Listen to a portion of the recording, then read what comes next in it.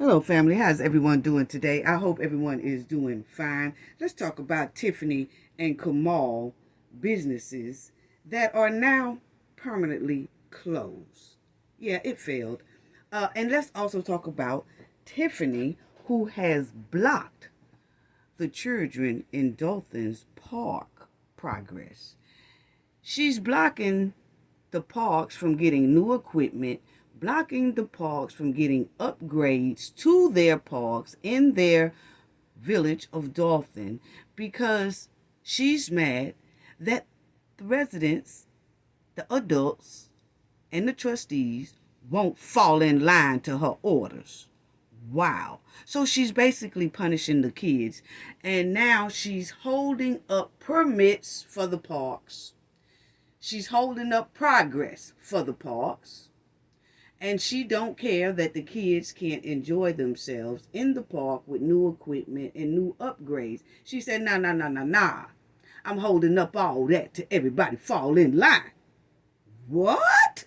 Yeah, let's talk about that. And Young Thug's attorney was held in contempt and put in jail by the judge because he wouldn't tell the judge what he found out or how he found out that the judge basically did something that was improper. So the judge punished him and sentenced him to jail time. But he do has a bond now. But we're going to talk about that. You can't make this stuff up right here. Then you got the attorney down there in Atlanta who is running around in a loud pink cotton candy Rolls Royce, and now she's been sentenced to 7 years. See, that's what you get for wanting to be loud. A hot pink cotton candy Rolls Royce. Who do that? You can't make that up either. So let's talk about that because she's been sentenced to 7 years and will be doing that time for taking the government funds. Yeah, so let's get right down to it. And y'all already know what we got to do for the ones in the back. This video is under fair use. Copyright disclaimer under Section 107. Allowance is made for fair use for purposes such as criticism, comment, news, reporting, teaching, scholarship, and research. Fair use is a use permitted by copyright statute that might otherwise be infringing. Non-profit educational or personal use tips the balance in favor of fair use. Yes, fair use. All rights and credits go directly to its rightful owner. This video is purely for fair use, opinion, and entertainment. Enjoy. And we also want to add that everything in this video is allegedly. Okay, so let's get right down to it because I just was shocked when I saw this attorney, Shalita Robinson, Atlanta city attorney, sentenced to 7 years in prison for stealing $15 million in PPP funds. Are you serious right now? Wow. And that's what she bought with some of her money. The loud pink cotton candy Rolls Royce. Yeah, she just had to have it. That's what you get for being loud. See, you draw attention when you're loud like that. Why you got to be so loud? Especially when you know you're doing something wrong. The loudest thing in the city of Atlanta. The loudest thing with that hot pink cotton candy Rolls Royce. Who do that? Is that your favorite color? Wow, her choices of colors in cars are hurtful. But Shalita Robinson was convicted in December. A judge has sentenced former Atlanta Assistant City Attorney Shalita Robinson to 7 years and 3 months in prison for stealing approximately $15 million in loans from the government Assistant Paycheck Protection Program, which is the PPP. Okay, so there she is. They just sentenced her to 7 years. Wow.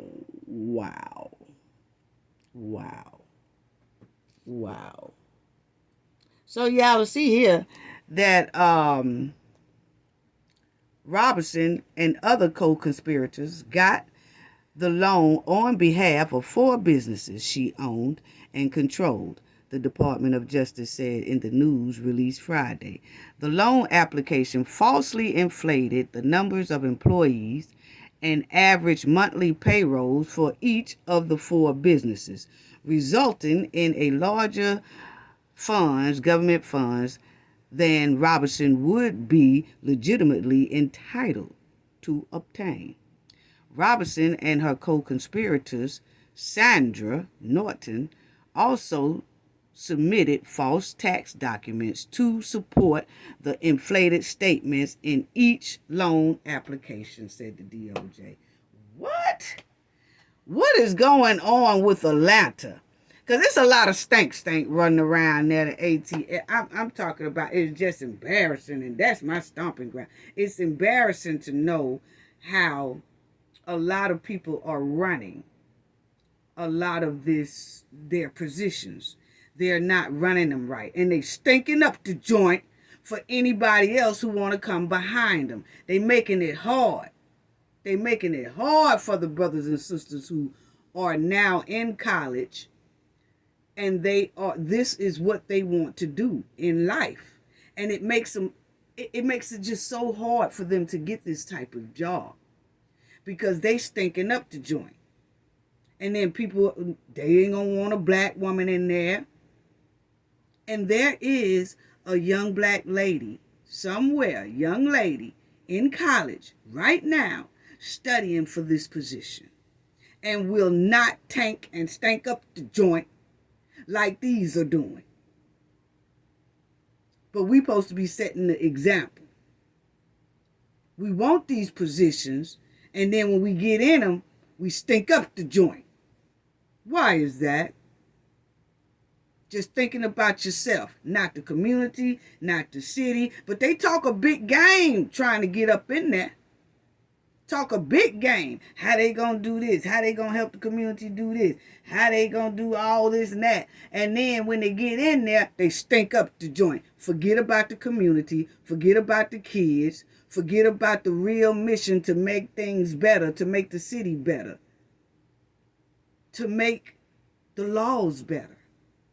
Nah, it's all about them then. Then they go buying these pink cotton candy Rolls Royce and these BMWs down there in Dolton and these Tahoes down there in Dolton. Oh, it's all about them then. They forget about everybody else while jacking up everybody's tax dollars. Why is that? But anyway, let's get back on to this loud pink cotton candy lady here, love to ride around. Anyway, Robinson used the money she got from the loan to buy luxury items, including a 10-carat diamond ring, the DOJ said. She also transferred some of the money to other family members and her co-conspirators, Sandra Norton. See, don't that sound familiar? Because Tiffany down there in Dolton stinking up the joint, giving out stuff to her family members and boyfriends and everybody, her goons and everybody too. What is up with that? Why y'all won't just use y'all salary money and break off y'all relatives and stuff? You know? Why y'all using the tax dollars? And then the city and the community is starving and hurting.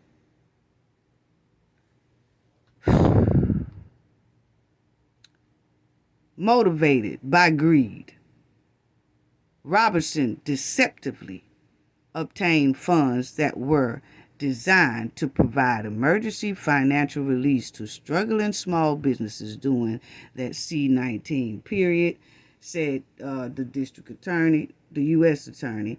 Continued to work with our law enforcement. They're saying they will continue to work with the law enforcement to make sure that people be held accountable for taking government funds the way they are doing now. It's unbelievable. It's given haven't had anything growing up. And people who haven't had anything growing up still don't do this. They grow up and they be pushing and striving and doing good for themselves and try to do good for others because they remember how it was when they didn't have it. Unbelievable. The New York Post cited campaign filings report Robinson donated $1,000 to Fulton County District Attorney Fanny Willis during her campaign at the time she got that PPP loan. So what it's saying is, when she got her little stack of money, she took 1,000 of it and gave it to Miss Fanny Willis. Fanny, whatever y'all want to call it. I call her Fanny.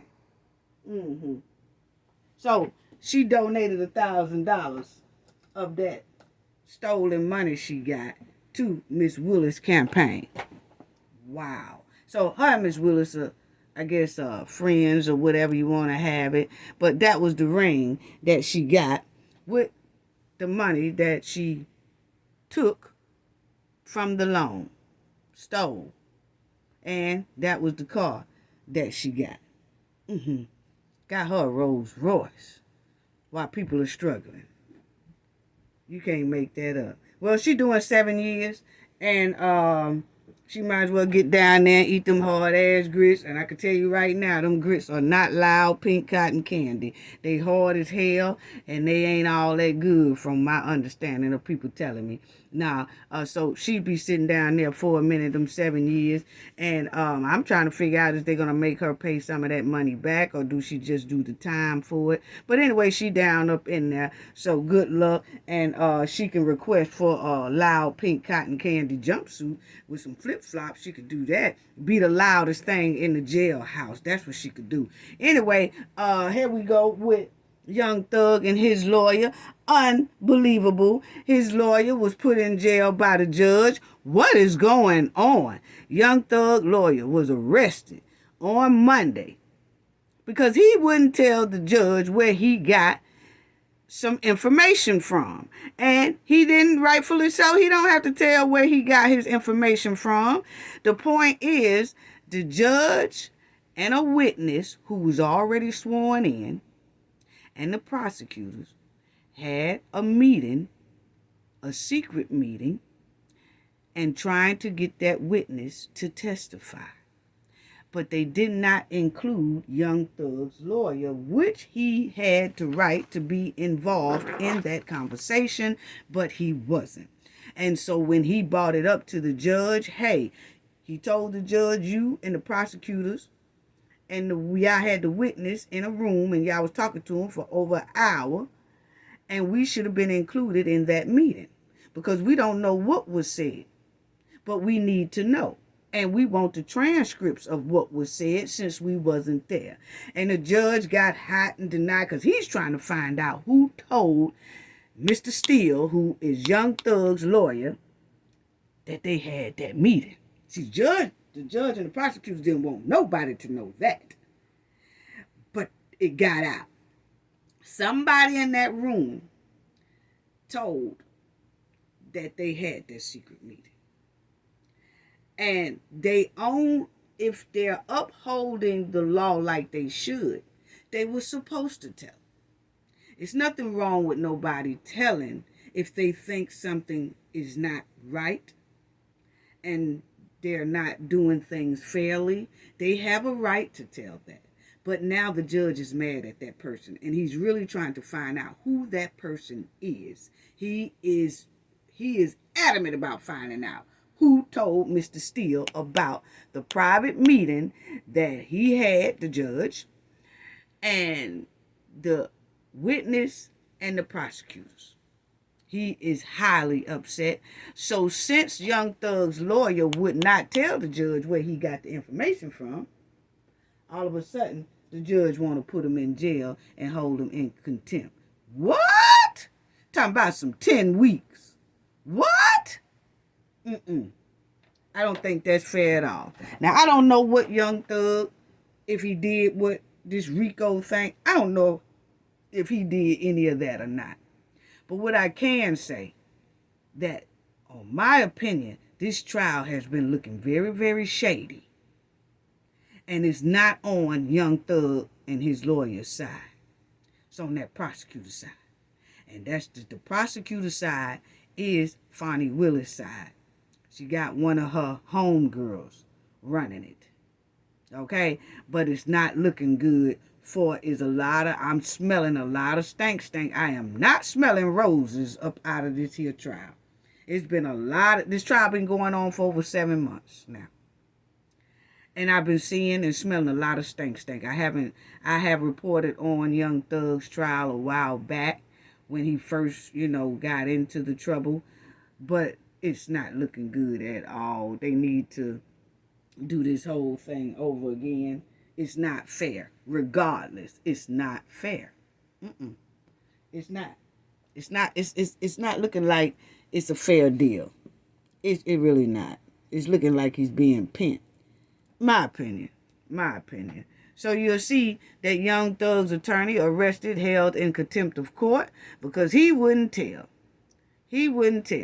And as you see, Young Thug lawyer held in contempt, arrested after claims of secret meeting. He said the judge, the witness, and the prosecutors had a secret meeting with a witness who was already sworn in.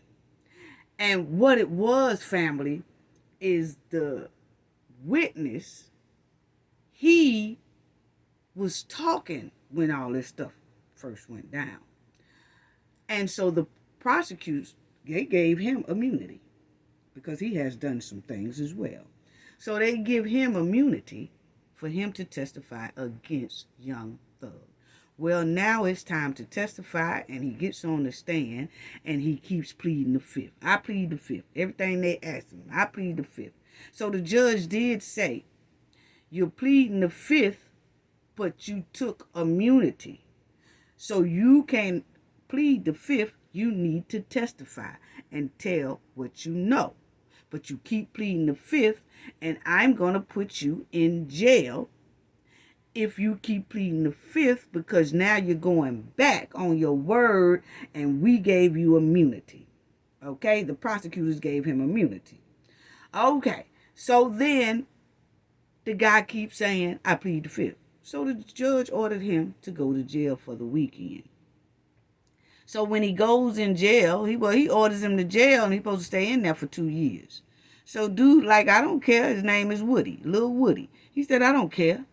I just go to jail. Well, when the court time was over with for that day, the next day when they getting ready to come to court, the judge, the prosecutor, and the witness, they sit down with the witness before court starts. They don't tell Young Thug lawyer and the other defendants that's over there that's being accused of the RICO. They don't tell any of their lawyers anything about this meeting is happening.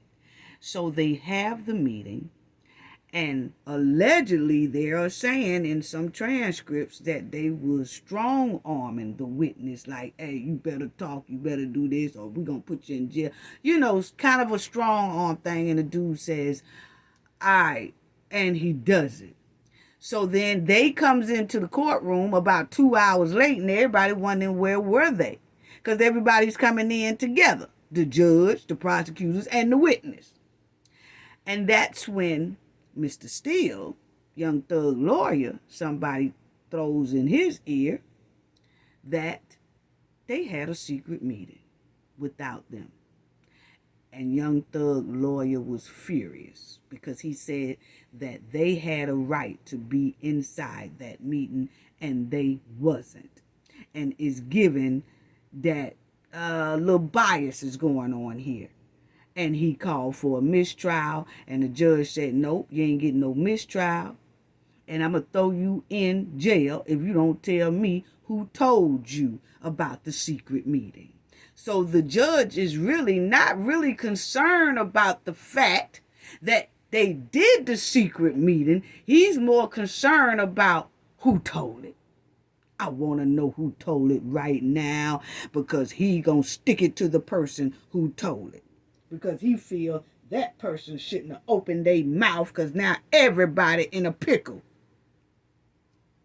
Unbelievable. Unbelievable. Now, do Young Thug have some dirt behind him? Got some mud following him from some of this stuff they talking about? I don't know. Probably so, probably no. My thing is, it should be fair.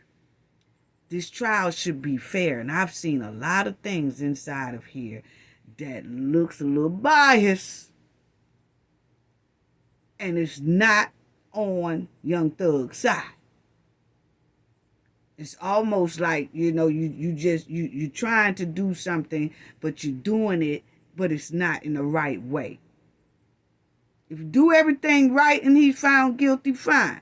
But if you start doing some shadiness and okey-doking people behind the scenes and having these side meetings and side discussions and all that, that's not fair. That's not fair to that young man, Young Thug, regardless. He needs a fair trial, regardless what he did wrong or whatever. Everybody deserves a fair trial. And it just doesn't look right. It really don't. So, the judge gave Young Thug's lawyer 10 weeks. Unbelievable. And everybody was in an uprage. So you'll see the witness that's still is Young Thug's attorney. The witness that still alleged had met secretly with the judge and prosecutors was Kevin Copeland, who spent the last weekend in jail after refusing to testify, despite there being an immunity deal that hinged on his cooperation. The Atlanta Journal-Constitution reported he is expected to return to the witness stand on Tuesday. So, like I said, he refused, and that's him. I'm going to tell you, they call him Lil Woody.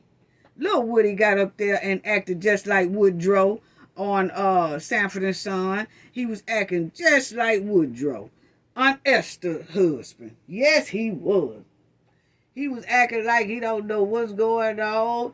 He talking about he sleepy, he tired. He was looking like he was a little tipsy or whatever. I'm telling you, it was just off the chain. If he wasn't acting like Woodrow, I don't know who would. I call him Woodrow. They call him Little Woody. I call him Little Woodrow. Because that's exactly what he was acting like. Woodrow on Sanford and Son.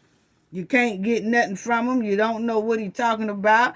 He talking all off the wall. You talking about one thing. He talking about another one, just like Woodrow used to do when he drunk. Yes. So, but anyway, that's him. That he do not want to testify at all. And he pled the fifth. They told him he was going to go to jail. He's like, I don't care. I just go to jail now. He do not want to testify against Young Thug. Why he changed his mind, don't know. But he said he don't. So, that's Young Thug.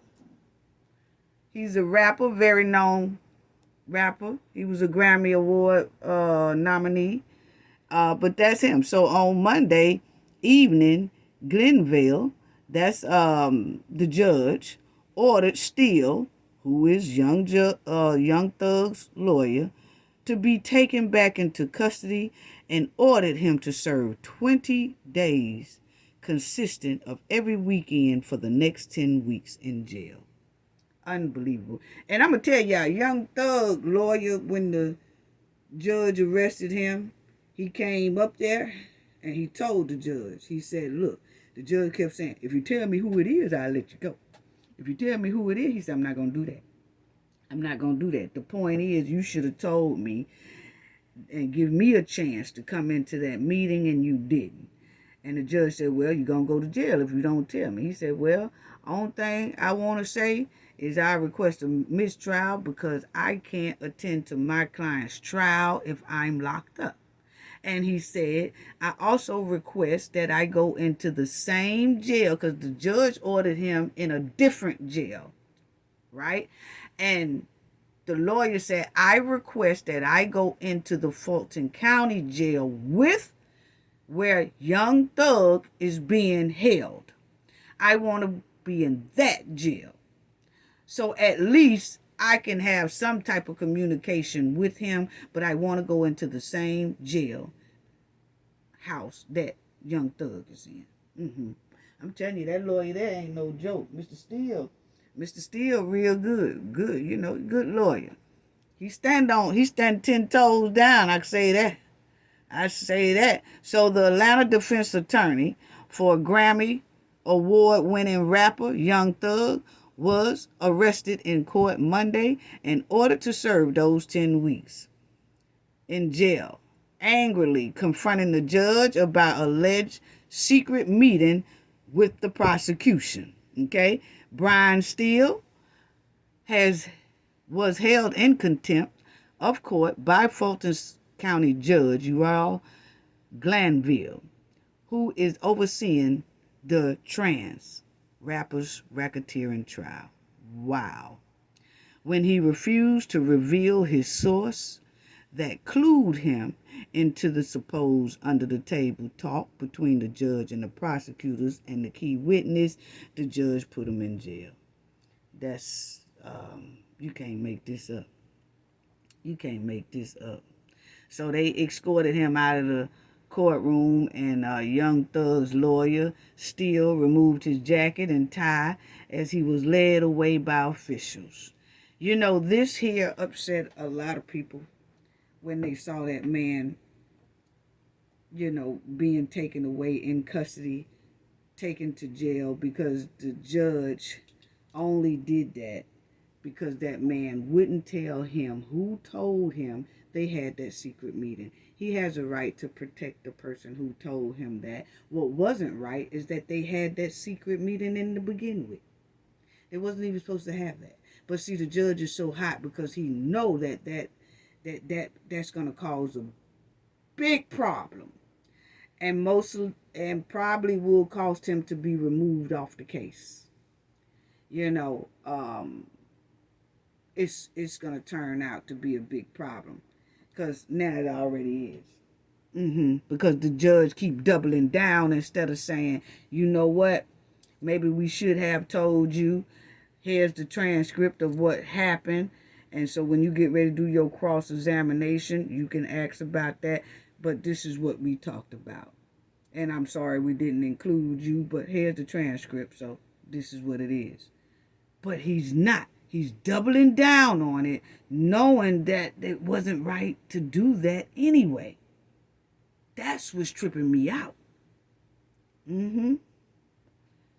Wow. And so Mr. Steele has a lot of lawyers in Georgia, period. Not just Atlanta. He has a lot of lawyers that look up to him, that he has mentored, all that. Even the Ashley Merch that was the pit bull on Fanny Willis and Nathan Wade's case. Remember when she was just chewing Fanny up there, chewing Nathan up there. Now she is Mr. Steele's lawyer, who is Young Thug's lawyer. So now she's Young Thug's lawyer, okay? And she ate the judge up on how that was improper, what he did. And the judge still wants to double down on it, But the judge, he was allowed back in the courtroom after an hour later to represent Young Thug, but the judge said, well, after this over with, you still going to jail if you don't tell me who told you about this secret meeting, okay? So he warned him if he didn't tell him, he was going to go back in jail. But this is the time where you'll see Young Thug sitting there. I'm going to tell you, Young Thug was highly upset, but he couldn't say nothing. He had his hands crossed. He was staring at everybody like, this is some messed up mess. He's feeling like maybe, they trying to railroad him or whatever like that. You just look at the look on his face. He was totally disgusted, as well as Mr. Steele's colleagues. They was upset as well. So that's Mr. Steele when he was taking off his jacket, getting ready to go into court. And he told the judge. And the judge told him, I'm going to give you 5 minutes. If you don't tell me who it is, I'm going to put you in contempt. Glanville insists during the heated exchange. And so Young Thug's lawyer said, I don't need 5 minutes, Steele retorted. He then motioned for a mistrial, which was denied. So he asked for a mistrial because he said, nah, y'all, it's not being done fair. It's not, this ain't the first time we done seen some stink. And I want a mistrial. And the judge denied it. Now, ain't nobody getting no mistrial. So that's just it. So, you'll see here, it says his lawyer, the judge ordered Steele to report to Rice Street Jail, but agreed to Steele's request to serve his time in the Cobb County Jail, where Young Thug is also housed. Okay, so it's just crazy. It's just crazy. Then this trial here has been going on since November 2023 and is already considered the longest running proceedings in state history. So far, Young Thug's trial is already being considered the longest trial in Georgia's history. If it keeps going the way it's going, it might be the longest trial in the United States history. It's been going on a long time. And like I said, I reported on it when it first happened. But it's just too long. It's just too long. Okay. Now that's Ashley Rich. Ashley, I'm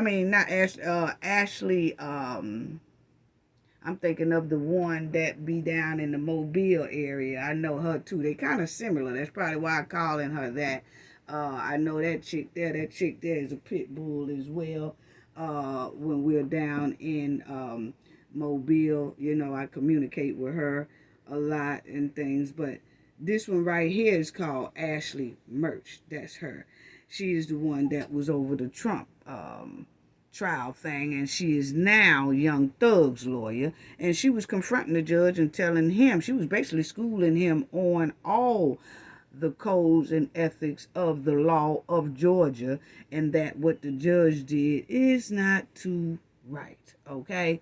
And that she wants to Mr. Steele to have bond because the judge was denying him bond. But now he does have bond. Okay? But that's her. And she wasn't playing.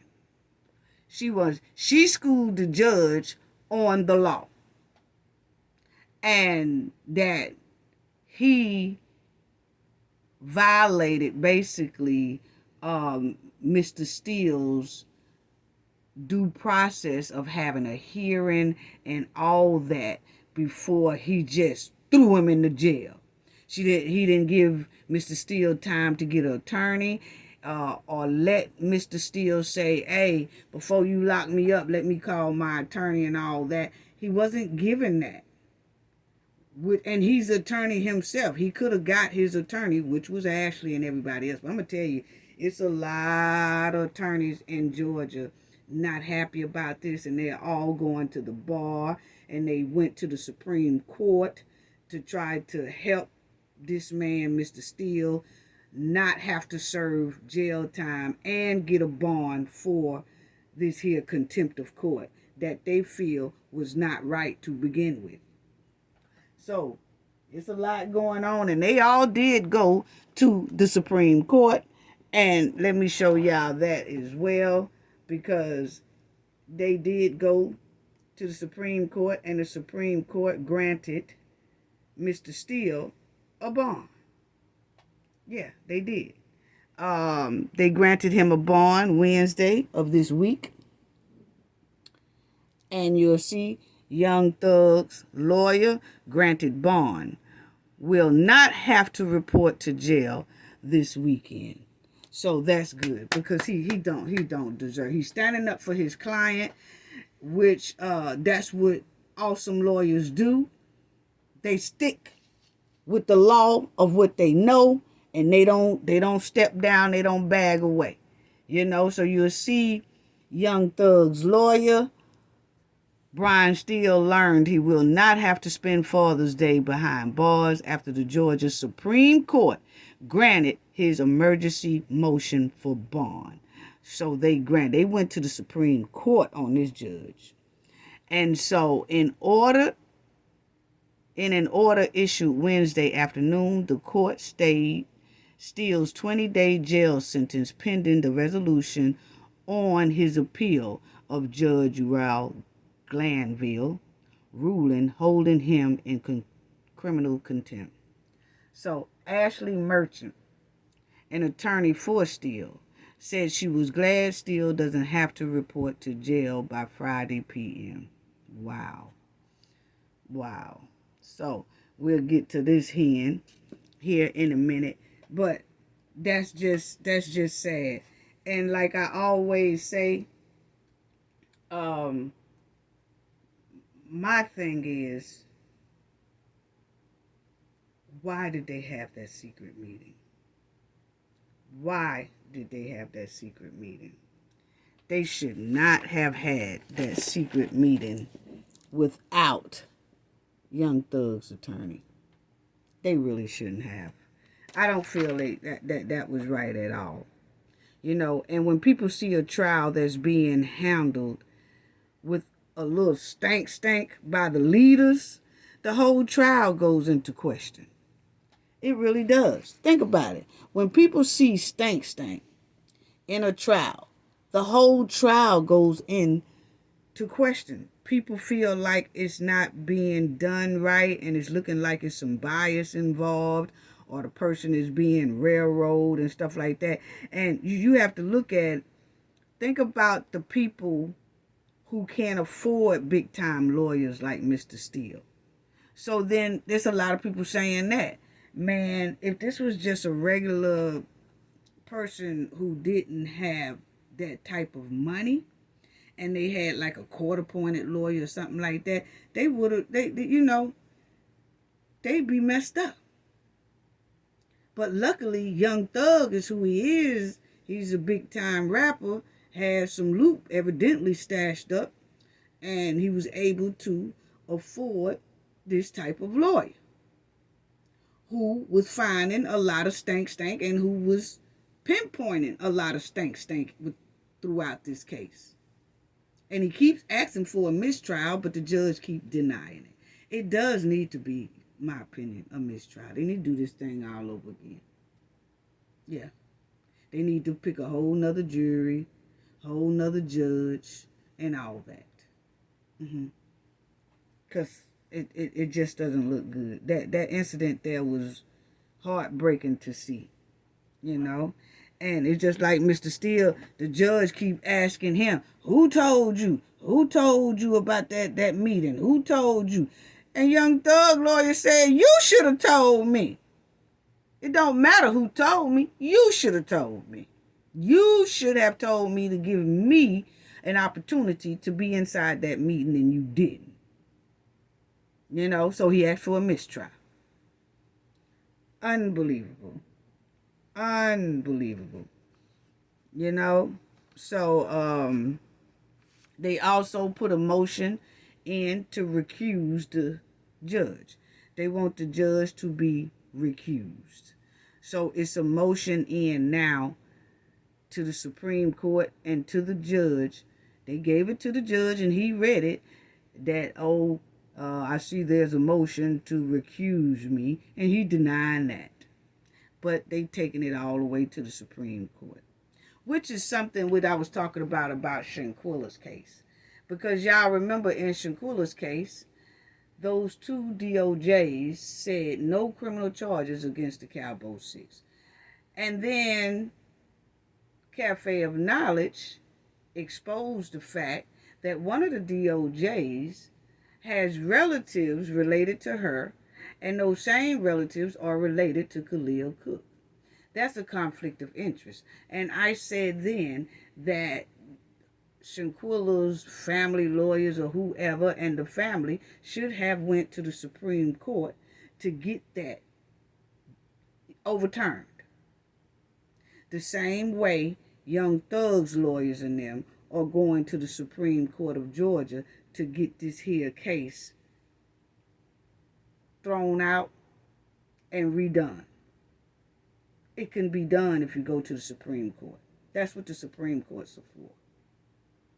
So I was glad to see that they went on to a higher level, which I was hoping we could have saw that dealing with Shanquilla case. That soon as they said no criminal charges against the Cowboy 6 in North Carolina, and then when it came out and I exposed the fact that one of the DOJs has relatives that Khalil Cook are related to as well.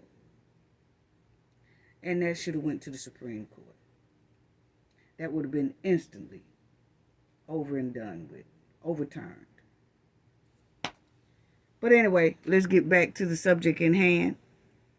So they did make a motion to remove the judge, so we'll see what's going on with that. So Mr. Steele is free on bond right now until his case come up about why the judge threw him in jail in the first place. And that will take a couple of months for that case to come up. In the meantime, the other defendants' lawyers, you had a defendant also who is, being charged along with Young Thug named DeMonte Kendrick.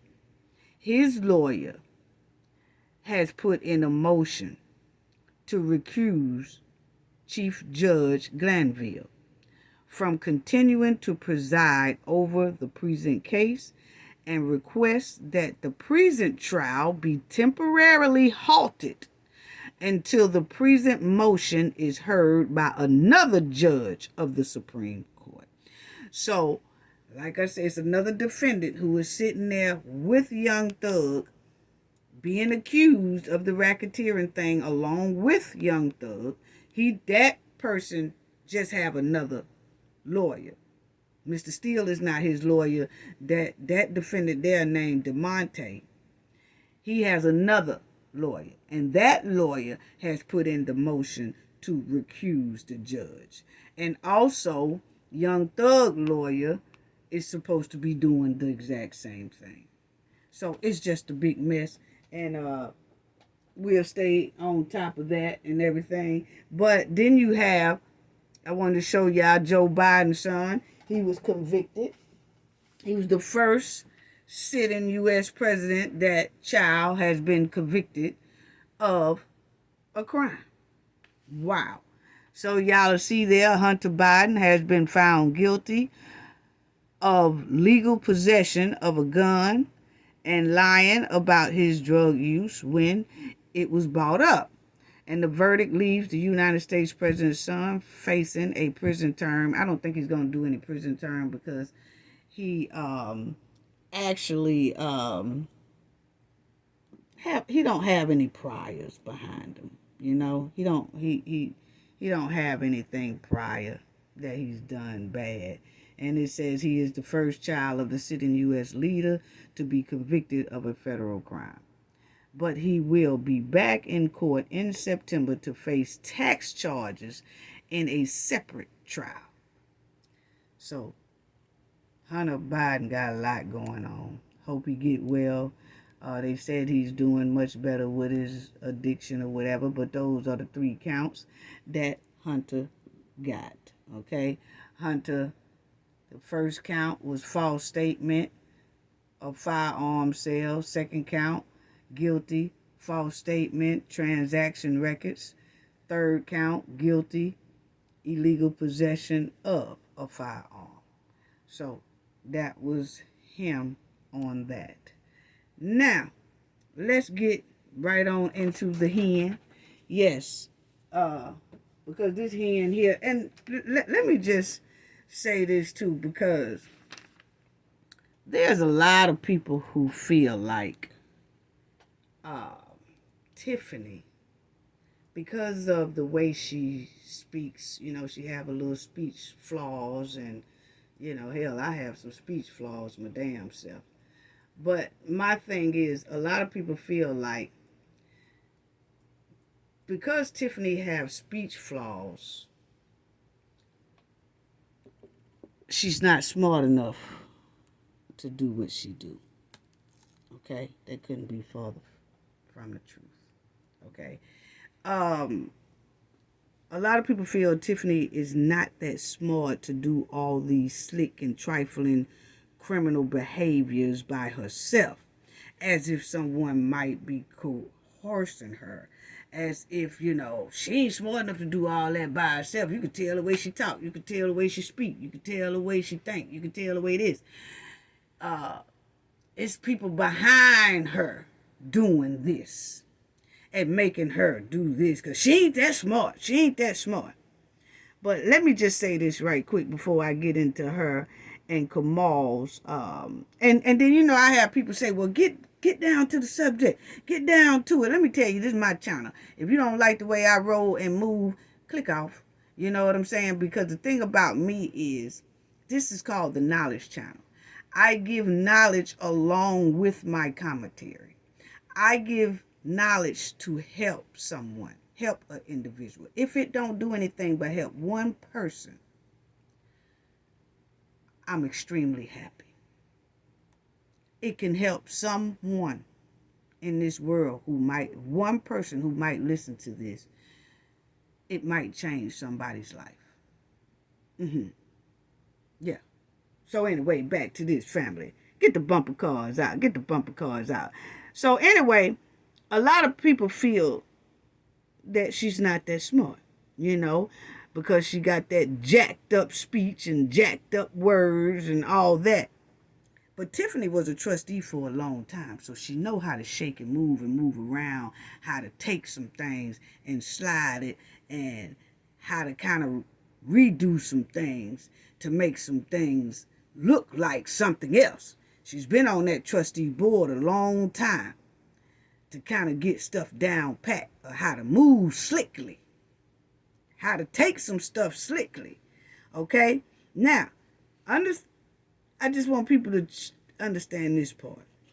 Some of the most smartest criminals are some of the most smartest street criminals sometimes have speech flaws. Didn't finish middle school, didn't finish high school, didn't go to college. They didn't do any of that. And they got some speech flaws because, for example, Little Woodrow, y'all know who I'm talking about in the young thug case, when he's getting up there acting like Woodrow.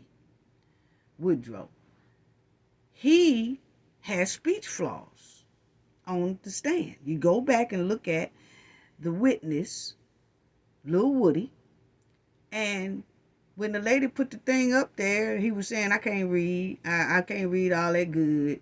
I can read some, but I can't read that good. And he was having some speech flaws sitting on the stand, and he was being hard-headed sitting on the stand and all that. Had an attitude somewhat like the hen, okay?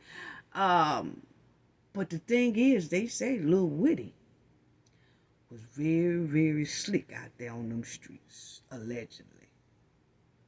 Very smart when it came to crime, allegedly. You could tell how he answered some of the questions in that courtroom. He knew how to dip and dodge some things. But he had speech flaws. He said he didn't finish high school. But he was a smart-ass person on them streets when it came to crime, allegedly. So, that's all I'm saying about that. Some of the smartest criminals and some of the smartest street criminals sometimes do have street flaws, but they know how to master crime like hell. Yes, they do. Notice, so that's what I just want to say about that. So, I don't want a lot of people to get Tiffany's speech flaws confused with, she ain't smart enough to come up with that. She ain't smart enough to do them crimes. She ain't smart enough, or somebody showing her how to do it, or somebody teaching her. No. Tiffany actually is the recruiter. She is actually the recruiter, and she recruits people who she feel have criminal backgrounds that will fit her mission. Yeah. She promoted Lacey. Lacey didn't promote himself. She promoted Lacey because she know Lacey has a disturbing background that fits her mission. It looks like she recruited Kamal. I'll show y'all that in a minute. Because he fits her mission. Think about it. She recruited Keith. Keith saying, oh, well, I was sent there to help her out. And no. You went there because she has a mind of criminal behavior, basically like Keith, because Keith had left another city and state for taking money from that job. So where he winds up at with the hen, and they taking money from that job, allegedly, according to all these receipts we see. So that's the recruiter on that screen. Yeah. Very smart. Very smart. Tiffany ain't as dumb as people think. Yeah, she got some speech flaws. But hell, I have some speech flaws a lot. But I'm very, very smart. And I tell you, I'm living pretty nice. But I have some speech flaws. And a lot of us do. But that don't mean we too dumb to get a mission accomplished. Rather, it's positively or negatively. So anyway, and you notice that, see, I look right past Tiffany's makeup and all that stuff. Because when I look at Tiffany, I see a deep, dark soul. You see how she just did the kids. She's stopping their playground all together. So, but you notice how some of these parents are quiet. Because you notice you don't hear anything from her mom or anything like that. Most of the time, that's normal. Notice how quiet criminals' parents are most of the time when their children are doing crime or have done crimes or doing crime. The majority of the time, the parents already know their child is corrupt and capable of doing something that they're accused of. That's why the parents don't say too much or nothing. So you ask, how come my mama ain't saying, where mama at? A parent know a child better than anybody. And sometimes, if y'all notice, a lot of criminals that y'all have seen on the news, you do not see their parents. Their parents don't speak up. Only people that speaks up is the victims and their parents. But you rarely see the parents speak up. Look at Cowboy 6 dealing with Shanquilla's case. Their parents ain't saying nothing. Actually, their parents are speaking up for them. But they ain't saying that. Tiffany parent ain't either. The child commits a crime.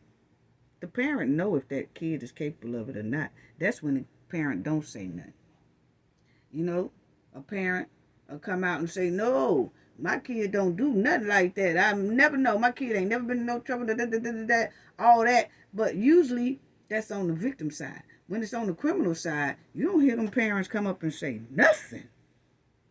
You might see them go back and forth in the courtroom with that criminal when the criminal is going through the trial session, but you ain't gonna hear them say nothing. And the mother and the father knows their child better than anyone. And if they feel like their child is committing a crime or their child is doing evil things, they'll sit back in silence because they already know that their child is capable of doing that. And sometimes a parent is just as evil and dirty them damn selves. That's why they don't say nothing, because the kid got it from them. Either or, you never really hear, most of the time, you don't hear the criminal's parents come out and say nothing. Most likely because they already know their child was capable of doing that. They've seen it. They know their child better than anybody. Yeah. So that's what I wanted to say about that right there. And because Tiffany is off the chain. Because when I look at Tiffany, it's dark. I see a dark soul. I see dark eyes. I just see a very evil personality. I look straight through the makeup and all that, and I see the real Tiffany. Yeah, and it's very dangerous. And the Dolton Park District President, he said, Cleo, he said that they are being targeted by Tiffany because they let the trustees and the community hold their meeting on their property when the hen locks them out of the village. So y'all know that Tiffany does lock the Dolton Village Hall, and the trustees can't go in there and have meetings, and the community can't go in there. So, and from my understanding, it's still locked. So this man here, the president of the Dolton Park District, lets the trustees and the community use the building, that big building they be in. He lets them use that. Well, Tiffany is not too happy about that. So what do? She stops them from improving the parks for the kids, and she issues them tickets. Now, the man said that Tiffany and her goon, Tiffany, gave them 4 tickets for working without a permit. Tiffany has been holding permits and won't release permits for them to improve the parks. Now, a lot of people say, I heard a couple of friends of mine was talking about that, said, well, he ain't really supposed to be, he don't supposed to be working in the parks without a permit. But Tiffany was letting them do that from the beginning. But my thing is, they said clearly they had been trying to get permits to do work in these parks for these kids, put new equipment down and all that, and she's denying the permits. So they just doing things out of the goodness of their heart and just putting stuff down anyway so that the kids don't get hurt on the ground. They're putting down the mulch and things like that, new swing equipment that was old and could endanger a child's safety. So they put in new swings. Basically, it's like they're doing charity work because they can't get the permits to do it, so they just doing it voluntarily. But Tiffany is giving them tickets for doing it because she's holding permits. They can't do anything without permits.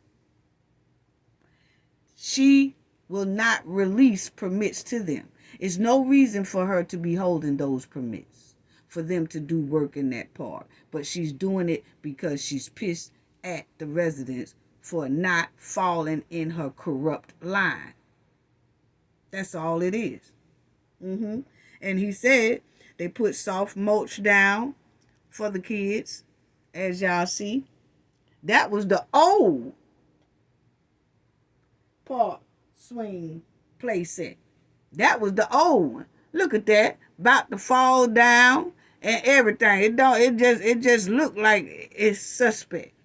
So this is the mulch that they put down. They put down new mulch. So if the kids fall, they won't scar themselves up. And that's the new playground that they installed. And Tiffany gave them 4 tickets, and they was $500 a piece. All 4 of them was $500 a piece, would total up to $2,000 worth of tickets. 2 of the tickets was for putting down the mulch around the playground. That's what the hen did. She wrote 2 tickets for them putting down the mulch. And then she wrote 2 more tickets to them for installing the new playground equipment that you see right here. So she gave them $2,000 worth of tickets. She didn't want that stuff down there. Damn that park. Damn the kids. Damn all of it. Ain't nobody finna get no new stuff. Nobody finna have no fun. None of that. Until these people fall in line, like I said. That's basically what it's giving. That's basically what it's giving. See, she on mad day. See, when it's mad day, can't nobody have no fun. Yeah. So, the chicken head hen gave them tickets for improving the park for the children in the village. How trifling. And Tiffany is also holding up 2 major grants for the parks, totaling around $600,000 for improvements. So the parks have grants that they want to be, they got grants in their hand, around $600,000 worth of grants to improve the parks so that the kids will have new parks, new equipment. It looks beautiful and they would love to play around there. They got that sitting there. That grant is sitting there. But they can't use the grant unless Tiffany release permits.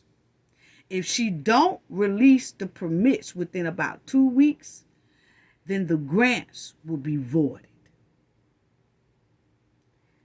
And she don't care. She don't care. That's trifling.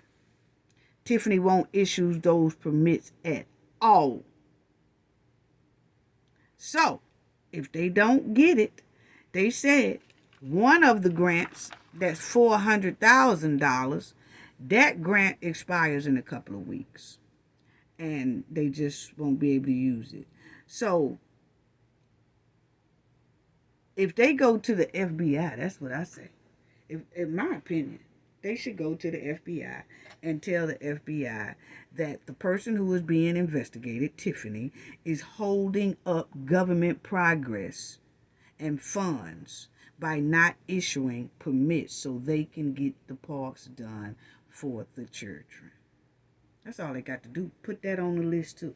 You go to the FBI and have them add that on the list as well. My thing is, has Tiffany already used those grants? That's just a question. Because she won't issue them the permits to get it done. Do they see the permits are still, do they see the grants are still there? Are the grants still there? Are the grants still there? I know they said that they have about one grant that's $400,000 that will be expiring in 2 weeks if the permits are not released. Is that money still in there? And if so, just a question. But still can go, they still can go down to the FBI. See, a lot of people are making this thing harder than what it really is. When she do things like that, go down to the FBI and add that on the list. It's nothing wrong with jumping in your cars and going down there and adding that on the list. Look here. All you got to do is say, hey, look here. The person that y'all are investigating is also holding up grants for a park. She's holding up permits. And we can't use the grants until she released the permits. And she's holding it up for no reason. So could y'all add that on the list as well? Because we're losing out on government. It's government money. It's government grants. So you go to the FBI about it. That's not a state grant. That's government grants. So a lot of people are making this thing harder than what it is. When he was standing there holding them tickets, he should have been talking to that man in front of the FBI office. Saying, yeah, I just left out of there showing them these tickets and about her holding up these grants and stuff. And we had that on the list too. But anyway, I look at Tiffany's eyes, her stare, her glare, and all that. And all of them are dangerous. Her soul. Tiffany is doing the Nino Brown with these kids. And see, people don't want to believe it. I'm trying to tell people, you try to give people warnings and you're trying to tell people things. In my opinion, the girl is very dangerous. She done did the Nino Brown move on these kids. You know what I'm saying? She done did the Nino Brown on these kids. Yeah, she did. What I mean by she did the Nino Brown on these kids. See, Tiffany did the Nino Brown not in the physical way, in the mental way. But check it out. Y'all remember in the scene when Nino Brown, her idol, picked up a little girl and used her as a shield, and he didn't give a damn.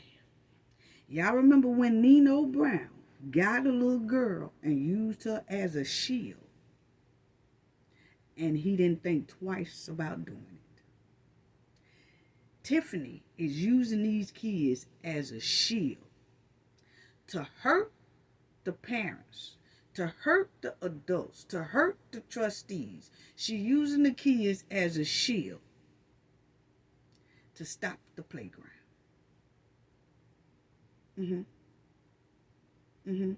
So they don't have fun.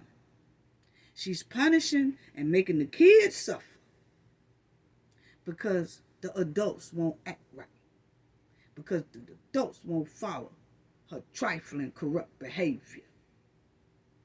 So she used the kids. She put up the kids for shield. Yeah. Nah, they won't be getting no park. Nah, they won't be getting no new equipment. Nah, they won't be having no fun in these parks around here. I'm holding all of it up. Yeah.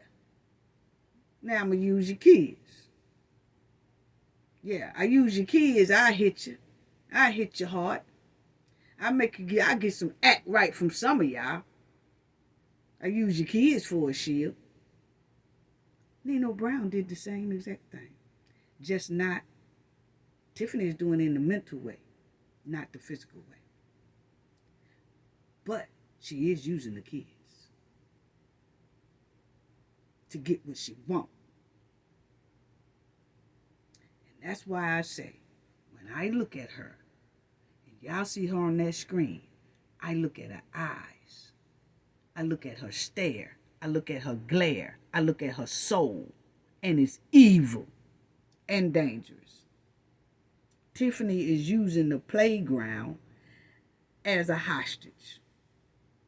She's making the kids suffer, making them hurt, stopping their happiness, all that, because the parents won't fall in line. She is effing with the kids' joy and happiness and punishing the kids because the adults won't fall in line. How dangerous. That should raise a lot of concern. How much is enough to see the danger in Tiffany? She's a mayor. How do people see that this girl is using kids? How do people see that and don't have some high level of concern about it? I told y'all the same thing about the pool. Tiffany don't care nothing about that pool. See what she doing to them about that park. If Tiffany cared about so y'all ain't gonna let the kids get a pool. Y'all ain't gonna fix the pool for the kids. Y'all ain't okay. These people trying to fix the park for the kids, and what she do? Issue them subpoenas and tickets. See, the kids, she don't give a damn about the kids in the park. She just want to talk about that pool. Like I said, did Tiffany promise her daughter that pool? Just a swim. Because see, Tiffany only give a damn about, she'll use the kids. I told y'all she doing the Nino Brown. She'll use the kids for certain things to try to get the vote. Oh, so y'all ain't gonna let the kids get a swimming pool? But at the same time, she ain't letting the kids get the playground. So do she really care about the kids? Hell nah. It's something in it for her pertaining that pool. It's something in it pertaining her goons, her family members when it comes to that pool. But she can't say that, so she used the kids. Because it's obvious she don't care nothing about the kids, because she is throwing out tickets to anybody who just even volunteered to help fix up the park. She giving them tickets. Damn that park. Damn that park. Anyway, I'm telling y'all, unbelievable. Unbelievable. So, Tiffany and Kamal,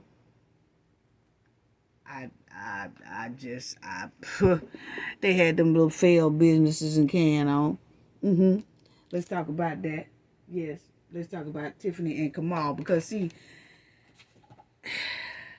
Kamal Woods, that's Tiffany's, he all over subpoenas too. And that's Tiffany boyfriend slash married boo thing, who is supposed to be going through a divorce and all that. He 45 years old. Allegedly, he live in the South Holland area. Okay? Now, check this out. And I'm going to show you out what I'm talking about Kamal and them failed business, okay? But let's just check this out, because according to the petition for child support in an ongoing, now all this is public records, okay? According to the petition for child support in an ongoing divorce case between Willis and his wife, Henyard,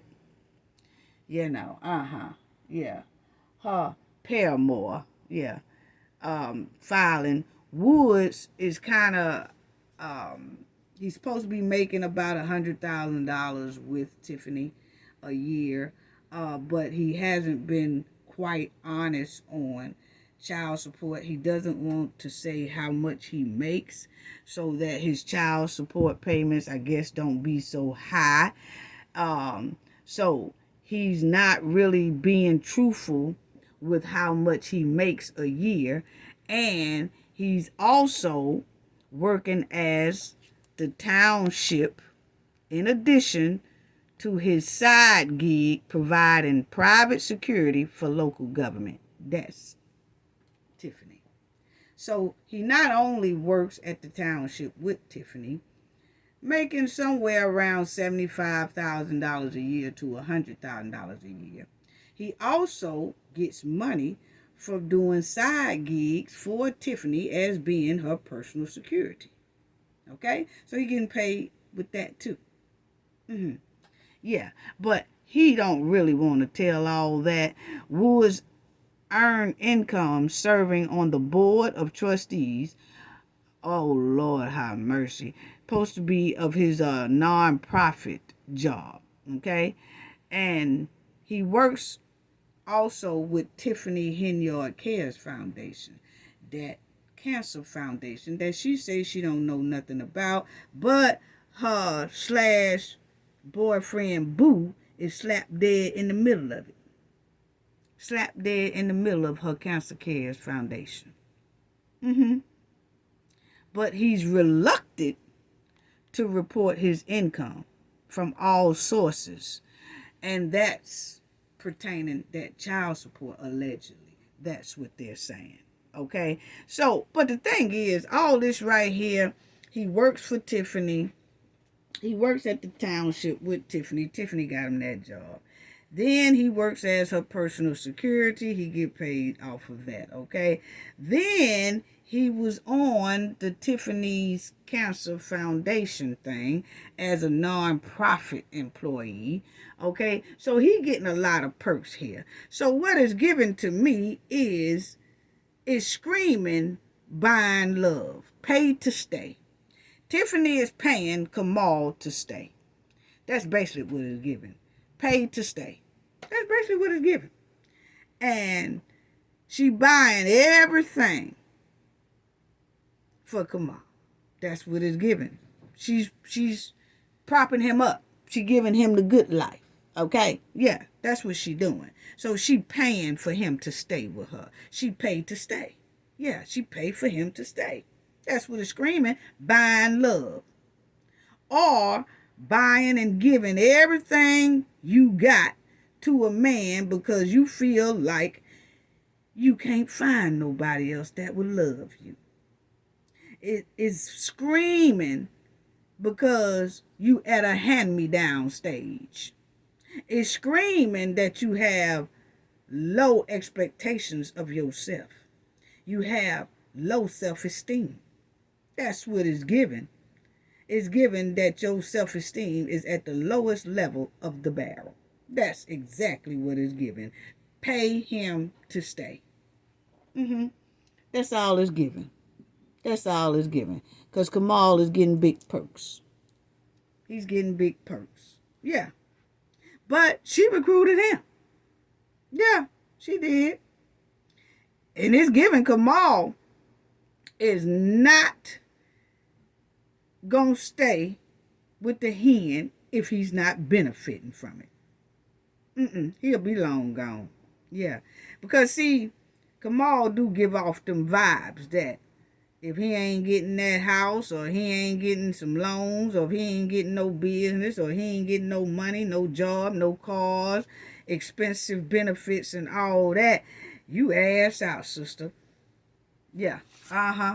So she recruited him, basically. And we notice that Tiffany do all these speeches about how Kamal is a loving man and about how good he treats her daughter. She did a speech about that, and that he's a great father figure for her child and all this. But we haven't heard Kamal not one time do a loving speech about her ass. He's been in the camera view a lot. They say he worked for Township, right? So he can grab the mic anytime and talk up for the hen, but he don't. He on Thornton payroll, allegedly, right? So he could speak up for the hen. Why Kamal ain't never grabbed that microphone and talked up for the hen? No, he leave that to the flunkies. He don't do that. He ain't bragged on her the way she brags on him. She bragged on him in public, doing a speech. We ain't heard Kamal snatch the microphone yet and brag on the community around the way. Girl, allegedly. We hadn't heard him brag about that. Kamal hadn't said one sweet word in public about this hen. Now, he can intimidate and bully people and all that stuff on camera, but why haven't Kamal snatched the mic and said something good about his hen? Because, see, when a man is hanging around the way community, girl, it's a great chance that he's benefiting from it tremendously. See, a lot of men don't snatch the mic when they really don't have respect for the woman, or they really not loving the woman. They only with the woman for what they getting out of the situation. Yeah. Because, see, when a woman have to take care of a good body, able man, that means she need a new man. Yeah, that's what it means. See, when a woman has to take care of a good body, able man who is still married, that means she needs a new man. Yeah, when you're taking care of a man who is capable of taking care of you, and who is capable of taking care of himself, and who is capable of bringing in money and taking care of you the correct way, yeah. See, when you're taking care of a man who is able to do all that, but he's not doing it, you need a new man. Basically, and vice versa for the man pertaining to woman. Unless it's his choice that he don't want her to do anything. But Tiffany, whatever. So, you notice that Tiffany only got Kamal after shit went sour with the tricycle chaser. When all the rumors came out and all that about the tricycle chaser, because she hired the tricycle chaser. You see what I'm saying? Tiffany recruits all these people. See, it's not these people bum rushing Tiffany. No, Tiffany picking her crew. She picking her goons. She hand picking her goons. And she picks people that has a history of criminal behavior. She picks them because she's just like that. She picked him. Yeah. Brought him along for the ride. Until the okie doke came out and realized something was stank going on with him. Until everybody realized she hired a tricycle chaser. And then after that went sour, what she do? Kamal. She found Kamal. I'll show y'all where I think she found Kamal at in a minute. Yeah, so see, after her and she had to get rid of the tricycle chaser, that's when Kamal came in. You think he don't know that? Mm-hmm. Yeah. Mm-hmm. Kamal hadn't took that mic one time and said nothing real nice and sweet about his hen at all. Mm-mm. Mm-mm. Mm-mm. Now check this out. Check this out right here. Big spending and a Springfield joyride for Thornton Township's Tiffany Henyard. So as y'all will see, it says Thornton Township employees, all of them went. Okay? All these, Cheryl, Pamela, and Kamal Woods, are also nonprofit board members. Woods and Earhart declined to speak about what they're doing, the money they're making, and all that good stuff, okay? So, check this out right here. Because, see, Kamal was listed as the director of the Tiffany Henyard Care. And I'm finna get the Kamal and Tiffany failed business, okay? But I have to say this so y'all can understand that, okay? But Kamal was listed as a director of Tiffany Henyard's Cares Foundation. But she gonna say she don't know anything about the Cancer Foundation. And that she's not connected to the foundation. She's just the face of it. But allegedly, Kamal, her man, is slap dead in the middle of it as director of the foundation. Make it make sense.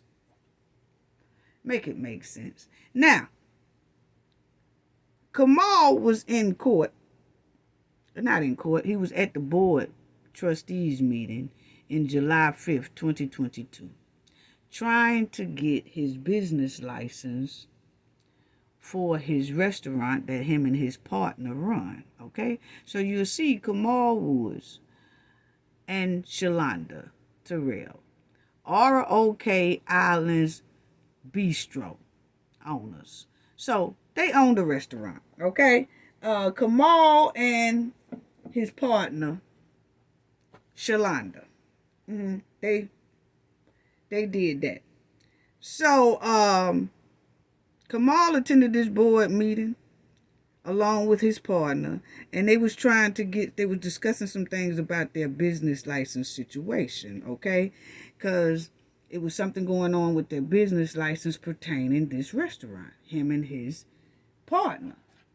So they went to the board meeting to try to get that situation straight. Now, this is where I feel the hen started eyeing Kamal when she saw Kamal and his partner come up there talking about their business license. Because remind you, if Kamal was dealing with the hen the way he dealing with her now, he wouldn't have had to go to no board meeting talking about his restaurant and his license to his restaurant. He wouldn't have. He wouldn't have had to go up there and talk about that, because the hen would have took care of that already. See, she's taking care of everything now, so you don't have to see Kamal coming into board meetings requesting no shit. Okay, so excuse me, family. I'm just pissed off at these here folks, especially stopping these kids from playing. I ain't liking that, getting new equipment for the park. But anyway, don't mess with the kids. Don't mess with the kids. You talking about piss me off to the highest level, messing with kids, because kids are innocent in this thing. Kids don't even know what's going on. But anyway, family, if she was talking to Kamal as deeply as she is now, Kamal wouldn't have had to go up to him or his partner, wouldn't have had to go to the Board of Trustees meeting talking about their business license for their restaurant. So I'm thinking this is when, my opinion, the hen started eyeing Kamal, knowing he was married or whatever, but he fits her description for her mission, and she always get people who vulnerable, who need help. Because, see, they was here talking about the business license. So I can see, in my opinion, that he ain't going to Kamal saying, hey, I'll help you out with all that. What's your number? We could do this over lunch. We could do this, that, because he fits her description. See, she do the recruiting. Why people think because of her speech flaws, Tiffany ain't smart enough. Very criminal smart. Yes, she is. She went a long time doing these okie dokes to Dolton Township and Dolton Village. And she's still pulling the okie dokes.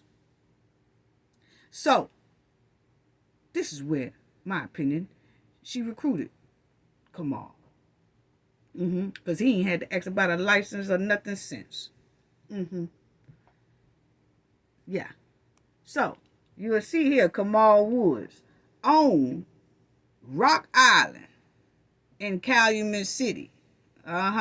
So, this is him. Now, the business now is permanently closed. He failed at his business. The same way the hen failed at her burger joint food truck business. Who mess up burgers? Who mess up burgers? You know she ain't worth a nickel. Who mess up cooking hamburgers? Who do that? She couldn't even hold a hamburger place down. And Kamal couldn't either. He couldn't either, because it only lasts about 2 years. So you will see Kamal owned Rock Island Bistro. Oh, he thought he was hitting. It's permanently closed now. But anyway, that's it. Rock Island Bistro is a restaurant in Glenwood, Illinois, that serves classic and delicious American food. We use only the best ingredients and recipe for all. Evidently not too much best because it's closed.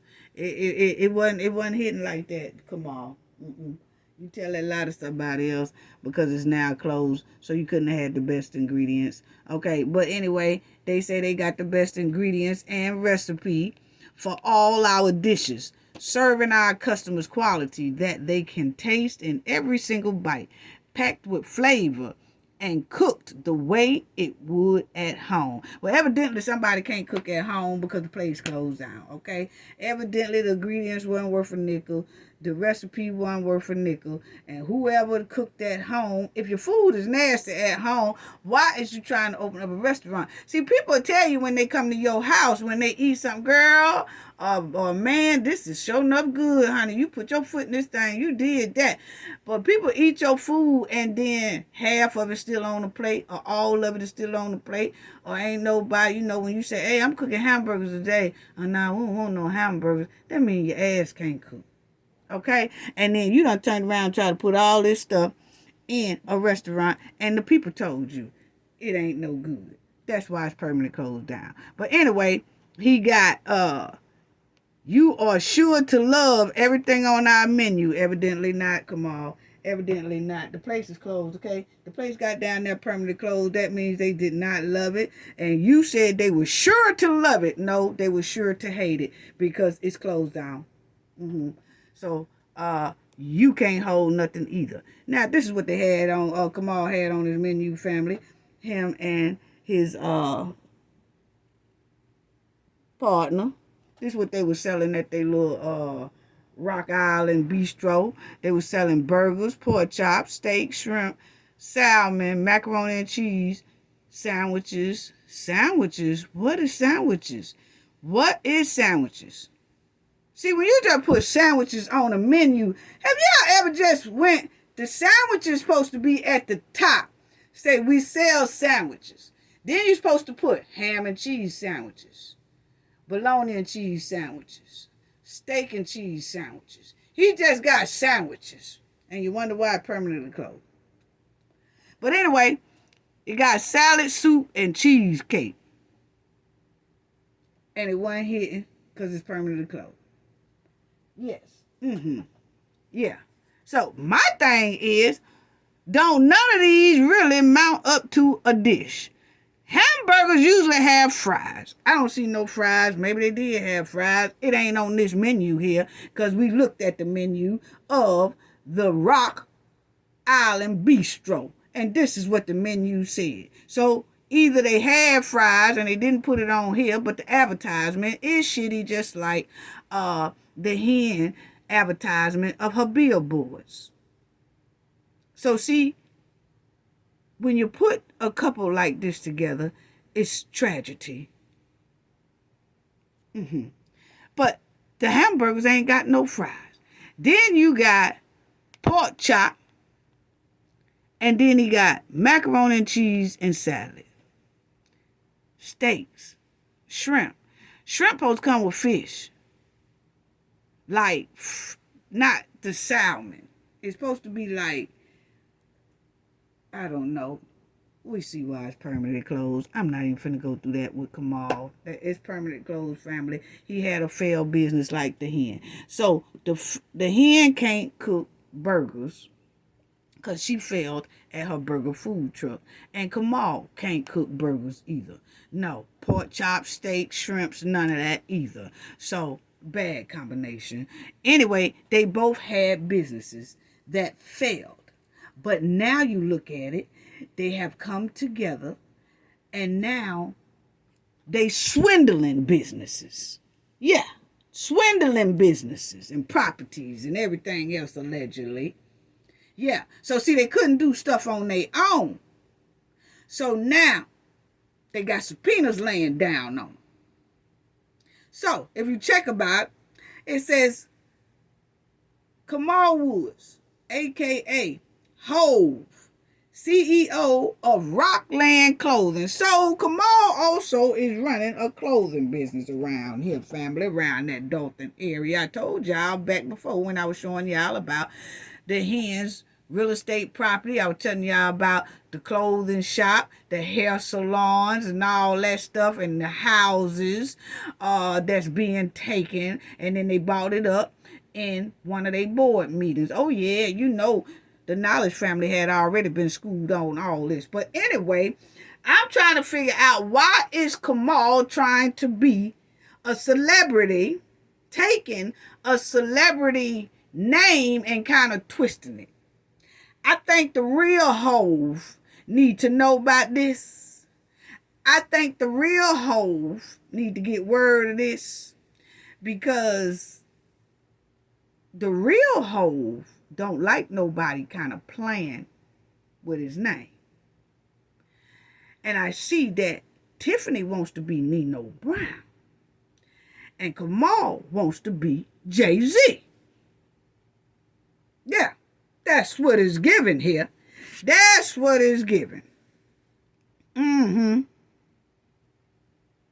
He didn't go do this clothing store. It looks like he wants to be Jay-Z, because he got Hove and Rock on a lot of his stuff. And Jay-Z has went by the nickname Hove for decades. And his brand is Rockaware. Yeah. Yeah, his brand is Rockaware. Why is Kamal trying to go by a.k.a. Hove? So we got a Nino Brown wannabe, his woman, the Mudwilling Hen. Then we have Kamal Troutmouth wants to be Jay-Z Hove. Now, I'm telling you now, Jay-Z get word, because see, Jay-Z, he don't like nobody even trying to come close to his hove. He really don't. He really don't. He really don't. He don't play that.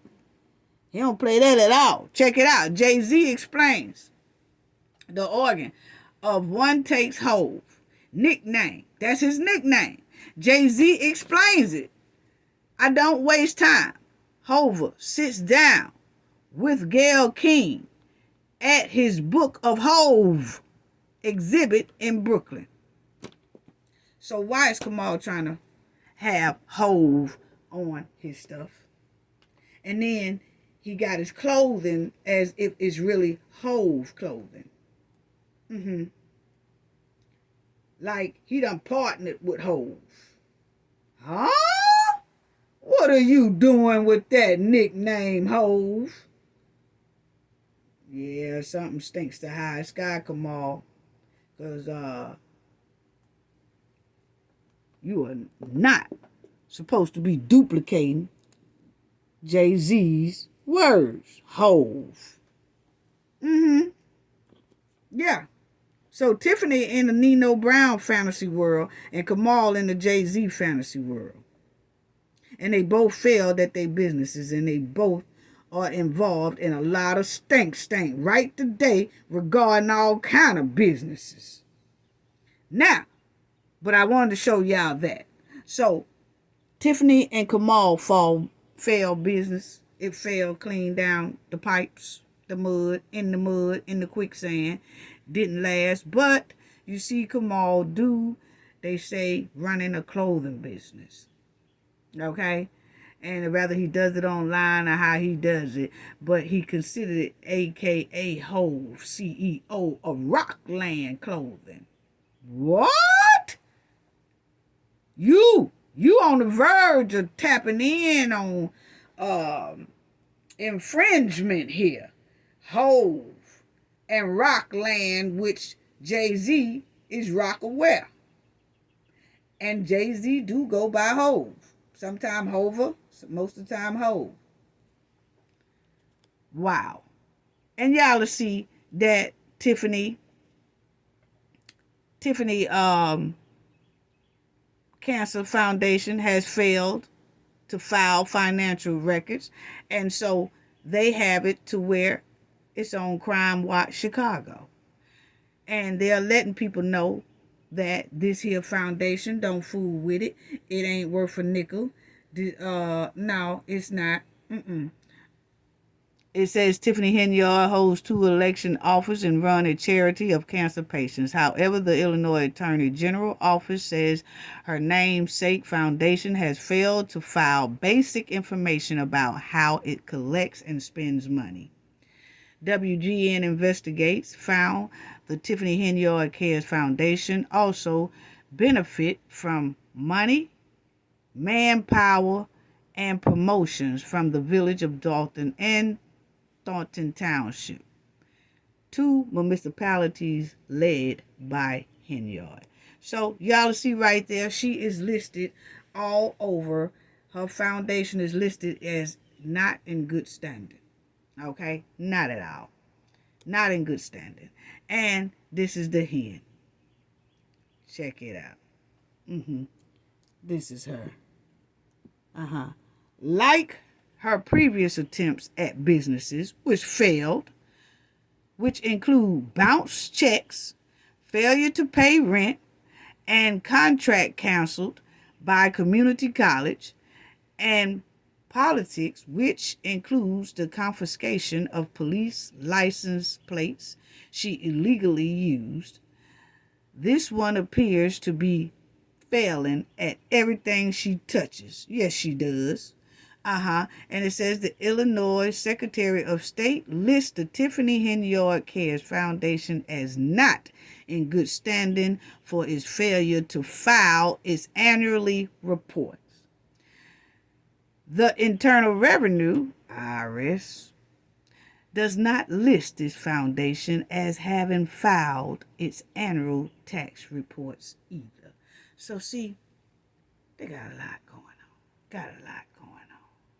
Now, check this out. Mayor Tiffany Henyard steps up efforts to distance herself from the Cancer Foundation. But I want to show y'all this right here, because she was on that Martin Rowland show telling all type of lies about she don't know nothing about it and all that right there.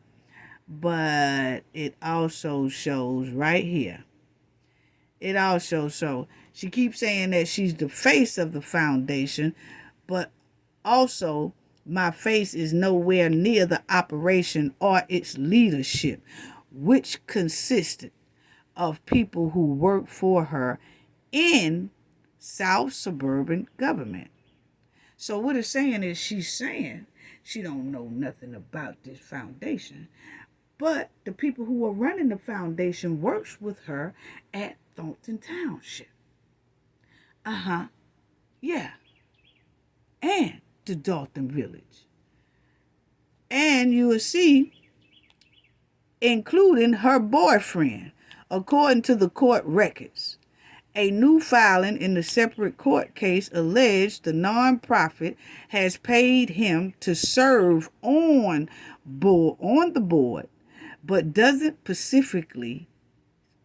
specify how much he makes. Okay, so like Kamal always trying to keep his income hidden. But you will see the state records show that in addition to working for the nonprofit, Victor Arquise filed the business registration with the state on behalf of a clothing store. Check it out, family. Yes. So, the records show that in addition to working for a nonprofit, which Kamal is working for the township and her Cancer Foundation and all of that, he also has somebody else to file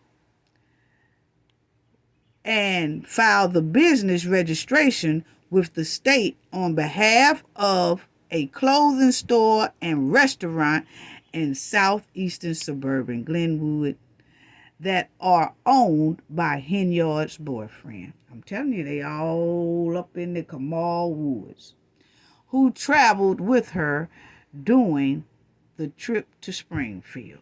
So see, they in a whole lot.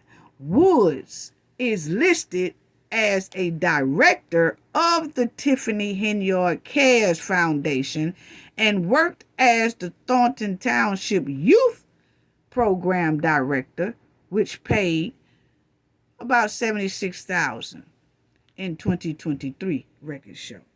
My thing is, what is Kamal doing with the youth thing? They said that he's getting paid with the youth program. We ain't seen nothing yet that Kamal did with the youth program. Can anybody show us any receipts of what Kamal has did to improve, benefit, and how the achievements are going for this youth program? Have they had any achievements? Have they had any achievements? That's what I want to know. We ain't seen no achievements yet that Kamal has done for $76,000 or up to $100,000 a year. We ain't seen it. Where's your achievements, Kamal? What have you done? We need to see some achievements, some improvements, and all that stuff you have done with this here youth program, since you are the director. And you are the director of her Tiffany's Foundation Cancer Program. And you're a nonprofit worker when it comes to other things. Where's all the achievements at? That's what I want to know. Where is all the achievements at? I ain't seen it yet. All thing I see is Kamal has been gaslighting and manipulating the public the same, and bullying and intimidating people the way his mud wilding hen do. I ain't seen nothing great. Nothing. I ain't seen nothing great. And Kamal post up little sayings just like his hen. Yeah, he do. He post up sayings just like his hen. He post up sayings. Look at that. He posts up sayings just like the mud wilding hen on his social media. You can be lied on, talked about, plot against, and still win. There he go. He doing the same stuff that the hen does. So see, they both roll the same way. They both run the same way. Then y'all will see right here. Once again, Kamal's name comes up on a lot, but he's on these federal subpoenas. And the communication records of Tiffany Henyard, Keith Freeman, the Robert Hunt, and the Kamal Woods. Agreements, tax statements, invoices, receipts. So this is what's all on a subpoena. So remember when I was telling y'all that it'll take a minute, I feel, my opinion, for the FBI to probably drop down indictments and all that. You see how long Diddy's situation taking. They raided Diddy in March. And they still hadn't got him yet. And I think it'd be the same way because there's so much that they have to. Diddy's situation is huge. And Tiffany's is too. It's a lot going on. It's a lot of stank. And I'm going to tell y'all right now, y'all notice every time y'all see on there, Tiffany keeps saying, I'm not the face of this. I don't handle this. The accountant do that. I don't take care of that. I don't do that. Tiffany is throwing all her goons slap up under the bus. She really is. She is throwing them slap up under the bus. And the thing that be tripping me out is Tiffany would throw her whole administration up under the bus, and they would still put more gas in her bus for her to run them back over. She blamed them for everything. Her favorite words are, I don't know about that. I ain't the face of that. Oh, I don't handle that. Oh, that's not what I do. They do that. I'm not over that. They over that. So she throws the administration under the bus, and they still be putting gas in her bus so she can run back over their ass again. We got to do better. We got to do better. And Tiffany's supposed to have all these subpoenas, all of them supposed to have all this stuff in by May 20th. Like we said, word on the streets, allegedly she had asked for an extension. She knows how to use and manipulate and all that stuff. But this is why I said that it's going to take the federal government a minute, family. Probably, I think it'll be somewhere around Christmas or the New Year before they start issuing indictments. Hope sooner. Ooh, we all hope. Very much sooner. But everything, they ask for so much, you have to put all that stuff in order. And normally when the FBI asks for things, they already have you. They just got to put the stuff in order. Because they don't come half-stepping. Okay, but you will see they asking for employment details, contracts, tax statements regarding the Rosie Henyard, Tamika Henyard, Kamal Woods. They asking for multiple municipal codes and ordinance related to credit cards, purchase, vendors approval, expenses, reimbursements, security detail, use of vehicles, residency requirements, donations, and more. Financial reports, budgets, accounting records, receipts, board meeting minutes, vehicle purchases, and lease for the Thornton Township starting in January 2021. See, that's why I said they asking for a lot. Then it says documents and records regarding Tiffany Henyard Cares Foundation, payments and reimbursement records for Tiffany Henyard, Keith Freeman, government staff and advisors, Fina, Carmen, Gerald, Stan, Kamal, and Cheryl. Records related to bids, contract, invoice, etc. for the variety of printing companies, including Aldeco printing and on-demand printing. Wow, this includes invoice numbers. Ooh, and these are the names, that they want information about, names that they want information about, government staffing, Tiffany, all this. Tiffany, they want information all on Tiffany, her Good Burger, failed business, Aisha property, that's what her real estate property is, friends of hers, Tiffany Henyard Cares Foundation, they want information on all that, personal files, wage, tax statements, times and attendance, records of work performance, all agreements or contracts, checks written into cash. See, this is what I'm saying about that list, that those subpoenas have a lot.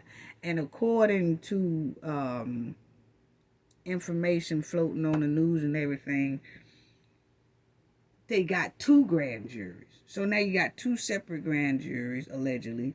And so you got this grand jury handling this and that one handling this one and all this stuff. That's why I wanted to go over that so y'all will see just how much it is that they have to go through. You can't go through all this stuff in a couple of weeks or a couple of months.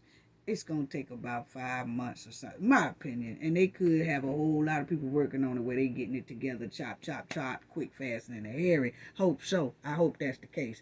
But it is a lot of stuff to go through. Okay? So y'all will see that. And then you have all annually and quarterly financial reports, all budget created in entities, all records of payments to employees, to include payroll, direct deposit information, credit card purchase. Boy, it's a lot. It's a lot. It's a lot. And they want the records of these trips that they had. You know, the October 2022 to Springfield, Illinois, March 2023 to Washington, D.C., May 2023 to Las Vegas, Nevada. Okay? Then you see it says that it wants to know. Hold on, let me see it. Okay. Then you'll see it wants to know all background records, including applications for employment, personnel files, credit checks, or background investigations for the above names individual. So, you know, not only those names, they also want to know about, did they do background checks on them? Because that's what you're supposed to do when you're in a government position. They have background checks. So they want proof that they all had background checks before hired. You know, things like that. So all employees or payroll records, to include records disclosing of dates and employment, wages, and all that. Direct deposit, electronic forms, all that. See, so they have a lot that they had to turn in. Yeah. Yeah, and all their bank accounts, whether it's jointly or separately, or if they into business with each other, that paperwork and all that. Whoever got a financial interest in this thing, whoever's getting paid and all that stuff. So I just tell you right now, that's why I said it probably takes some time. Yeah. And Tiffany and Kamal relationship is just toxic as hell.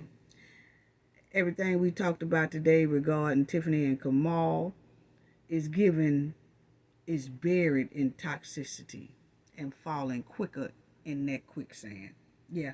Because Tiffany and her administration and her goons need to be held accountable as soon as possible, because the Thornton Township and the village of Dolton will not get any better while Tiffany is in charge. They will not. They will not. And Tiffany going to continue to throw them up under the bus. She really is. She's going to continue. And he want to be Jay-Z. She want to be Nino Brown. That's a terrible combination. I can tell you that right there. And Kamal is going through a divorce and haven't got the divorce yet that we see. Is going through it but hadn't got it yet. And he running around flaunting with the hen. You know, people get a divorce first before you go to showing all up on TV with somebody and protecting your side piece in front of the world, and you still married on paper. But you always in the public spotlight. Like, come on now. Get a divorce first before y'all go showing y'all side piece all over nationwide TV. It's not becoming. And I'm so tired of that wig she got on. Girl, why you got on that chicken shack wig? I'm so tired of them chicken shack wigs. I don't know what to do. Did a video talking about Miss Lightfoot and had on that chicken shack wig. But then they say that you throwing out $1,500. What? What? Looking like a straight chicken head. Yep. But I want to say this, and then I'm a close out on this one right here. But Tiffany, do me a favor. Please throw away that gold microphone. Please throw that gold microphone in the dumpster. It's not becoming. It's not. It's giving bust down Tiffany. Okay? It's giving in a few minutes you will drop down and start sprinkling ass all over the place. Please put that damn thing in the dumpster. That's all I got to say about that. Gain knowledge to prevent blockage. And we all know what that means. The more you know, the harder it is for anybody to block y'all from y'all goals and success. Bye-bye.